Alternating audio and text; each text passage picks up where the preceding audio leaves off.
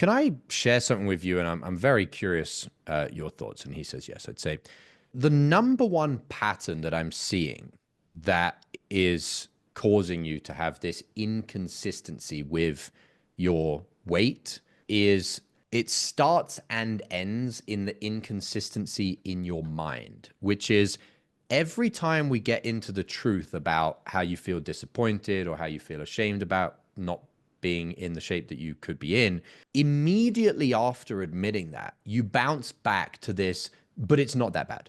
Do you think the problem in regards to you being inconsistent in your results has been the inconsistency in your mind of whether this is a problem or is not a problem? And you see how we're now connecting the tangible physical thing, which is he's going up in weight, down in weight, up in weight, down in weight, to the actual root cause, which is his way of thinking about it is inconsistent. You see how we're solving such a high level mindset thing inside this prospect's mind, finding the pattern and showing him the pattern. And then he's going to be like, oh yeah.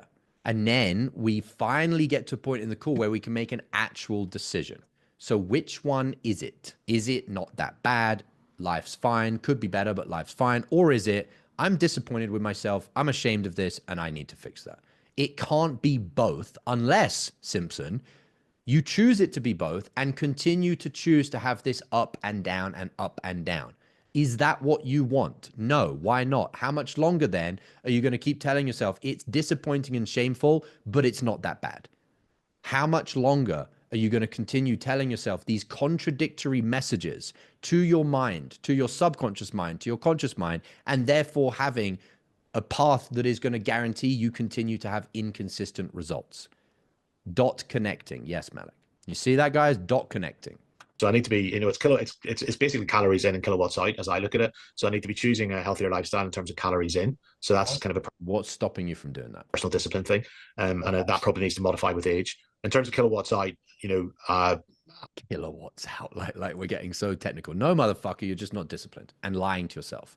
You see how people try and explain their thing with like levels of detail that are just not relevant. Oh, it's the kilowatt hours and the calories. No, it's that you're a liar and you're undisciplined. That's the actual problem. Let's not fucking label a pig a cow. How many deals have you already lost this week that you could have closed but didn't because you were out of state? I'm not a fan of sales hacks, but if there was one thing you could do before your next sales call to raise your closing percentage, it's using my patented pre-call checklist. Imagine taking just 60 seconds to read 5 to 7 personalized bullet points on a piece of paper, and as unbelievable as it may sound, puts you into the optimal state to access your highest sales skills on every call. That's the pre-call checklist. I'm going to show you how to create your own. All you need is a piece of paper and to go through the training that I'm going to give you. Thousands of salespeople have used this framework to close more deals, and you can have your own for free. No strings attached in a matter of minutes. Click the link below this video, enter your email, and grab it right now.